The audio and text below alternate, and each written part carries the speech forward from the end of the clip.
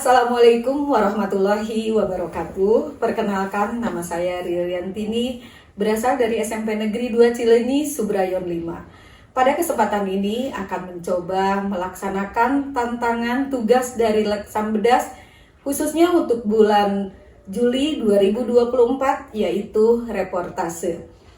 Baiklah, pada kesempatan ini alhamdulillah di samping saya sudah hadir seorang yang narasumber yang dengan semangat mendukung kegiatan ini. Beliau adalah Mariam Karman, seorang sarjana psikologi yang memiliki pengalaman di bidang pendidikan, khususnya mendampingi anak berkebutuhan khusus.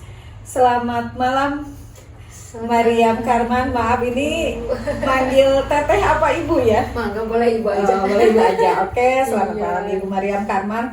Alhamdulillah, bagaimana kabarnya malam hari ini? Baik, sehat. Bu. Baik. Untuk bincang-bincang pada malam hari ini terkait dengan kurikulum Merdeka yang mulai tahun ini sudah dilaksanakan secara nasional, itu ada satu materi yang berkaitan dengan disiplin positif. Betul. Nah, bagaimana menurut Ibu Mariam disiplin positif itu maknanya atau pengertiannya gitu? Oke. Mungkin Bu, ini sepemahaman saya ya terkait disiplin positif sendiri. Jadi bagaimana kita mendisiplinkan anak didik kita, tapi tanpa memberikan hukuman, tanpa memberikan ancaman, ataupun memberikan hal-hal yang mungkin berbau kekerasan gitu ya Bu ya. Kurang lebih seperti itu sih Bu ya. Dalam arti berarti kalau pengertiannya seperti itu, ini sangat berbeda sekali ya Bu Mariam dengan sekian puluh tahun yang lalu. Betul. Apalagi dikaitkan dengan ketika saya waktu itu di zaman sekolah, misalnya waktu SMP, pada saat itu untuk mendisiplinkan siswa itu guru kadang-kadang nggak segan-segan untuk melakukan tindakan yang kalau dilihat dari zaman sekarang itu berbau kekerasan. Betul. Contoh, saya pernah punya pengalaman, misalnya ada kawan yang karena ngobrol dilempar pakai penghapus. Iya. Bahkan pernah ada yang dipukul juga, itu sampai berlumuran darah. Nah, itu Bu Mariam, bagaimana itu kalau dikaitkan ya zaman dulu seperti itu gitu? Ya mungkin Bu, Gimana? saya juga mungkin sempat ya Bu ya mengalami gitu ketika sekolah masih ada unsur-unsur kekerasan seperti itu, tapi mungkin tidak yang sampai berdarah-darah dan sebagainya. Paling mungkin kalau misalnya kita nggak fokus di kelas, ada dilemparin kapur, mungkin ada untuk sama guru biar kita tuh fokus atau segala macam. Cuman memang untuk saat ini ya kita lihatlah dari generasi yang sekarang yang ada itu, dibilang kurang cocok juga gimana ya, maksudnya nggak semua anak-anak tidak di digeneralisir zaman ya itu sebenarnya. ya tidak cocok atau gimana. Cuman memang sekarang juga kan lebih baiknya tuh Bu ya tidak menggunakan kekerasan, karena seiring berjalannya waktu, berkembangnya zaman, banyak cara-cara yang bisa kita lakukan selain dari melakukan kekerasan gitu untuk mendisiplinkan anak. Makanya kan namanya juga disiplin positif ya Bu ya. Jadi tidak ada hal-hal negatif yang dilakukan untuk anak-anak. Berarti secara kalau kita melihat atau menggarisbawahi dari manfaatnya, disiplin positif itu tentu membawa manfaat yang jauh lebih banyak ya. Barangkali Bu Mariam bisa menjelaskan bagaimana manfaat disiplin positif itu terhadap pendidikan seorang anak gitu. Mungkin ini saya lebih cerita ke pengalaman aja Bu ya, selama saya mengajar. Dan yang tadi Ibu sebutkan juga terkait saya kan mengajar memang di anak-anak yang bisa dibilang spesial ya, atau anak-anak berkebutuhan khusus, special need, yang mungkin berbeda dari teman-temannya yang lain, namun dia tetap masuk di lingkungan bersatu gitu dengan anak-anak yang lain. Jadi dulu itu memang sangat banyak sih manfaatnya disiplin positif ini. Apalagi dulu mungkin waktu saya kebetulan anak saya itu ada problem di secara emosi gitu. Jadi memang kita tuh sama sekali tidak bisa ngerasin gitu ya, kalau bahasa sekarang ngerasin anak gitu. Mohon maaf, ini siswanya itu kelas berapa tuh Bu Mariam? Waktu itu saya pegang dari beliau kelas 10 sampai dengan kelas 12, itu full saya yang pegang. Jadi saya memang perempuan juga ya Bu ya. Jadi saya full melihat bagaimana perkembangan anak ini dari awal masuk ke dunia sekolah SMA nih, misalnya sampai dengan dia lulus untuk sampai ke perguruan tinggi gitu ya.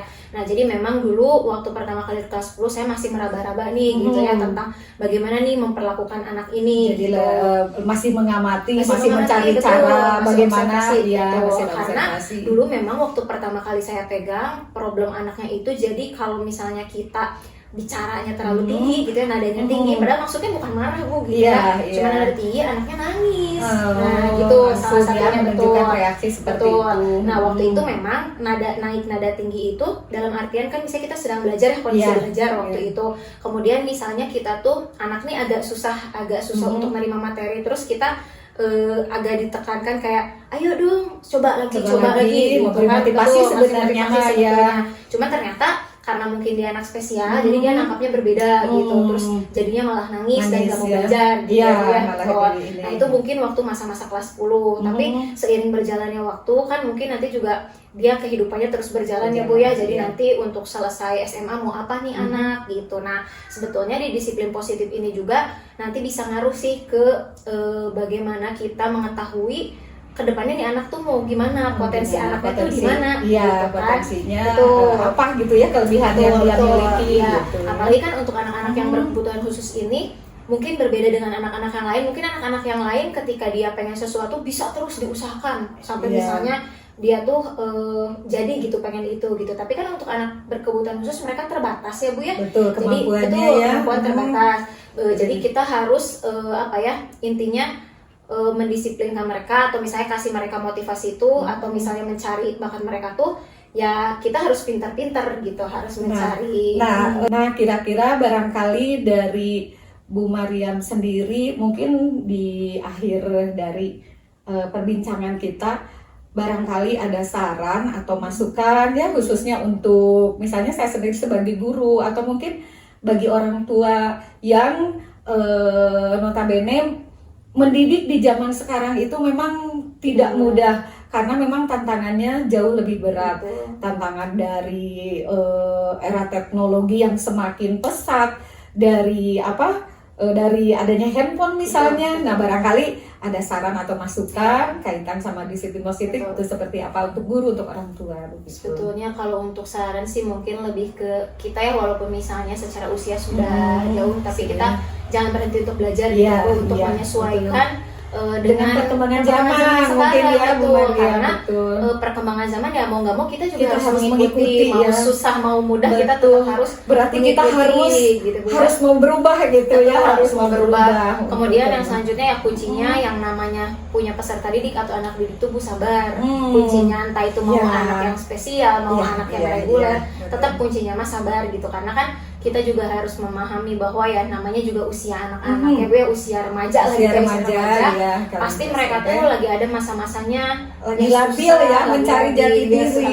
Betul. Jadi bagaimana kita harus bisa berempati sama mereka, gitu kan, terus mau mendengarkan mereka, karena kan mendengarkan curahan hati mereka ya. Karena anak zaman sekarang tuh lebih senang didengar daripada dicerahin. Betul. Kadang-kadang gitu kan. sebagai seorang guru kita kadang-kadang memposisikan bisa sebagai teman mereka ya, jadi berbeda sekali. Jadi seperti teman, tapi tetap kita punya apa ya, kalau kita mah tetap kita tuh dihargai, bahwa kita tuh bahwa guru kita yang harus gurunya dihormati, tetap ya orang yang lebih tua dari dia. Gitu Ibu Kambi. Jadi tetap semangat aja lah buat para tenaga pendidik di zaman sekarang, dan juga di orang era tua ya. orang tua betul, di era teknologi canggih seperti sekarang, di era perkembangan zaman yang terus aja gitu ya, ini ya makin kesini tantangannya memang makin berat. Tetap semangat, Jadi, pokoknya tetap semangat, berbahagia lah ya Bu ya, dalam menjalani segala sesuatu. Baik, alhamdulillah ini terima kasih Bu Mariam Karman, perbincangan kita pada sore hari ini tentang disiplin positif itu sangat luar biasa, sangat bermanfaat.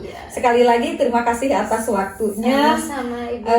Dan juga bagi yang mendengarkan, mudah-mudahan dari reportase ini membawa manfaat untuk kita semua terkait dengan status kita mungkin sebagai pendidik atau sebagai orang tua. Terima kasih. Assalamualaikum warahmatullahi wabarakatuh.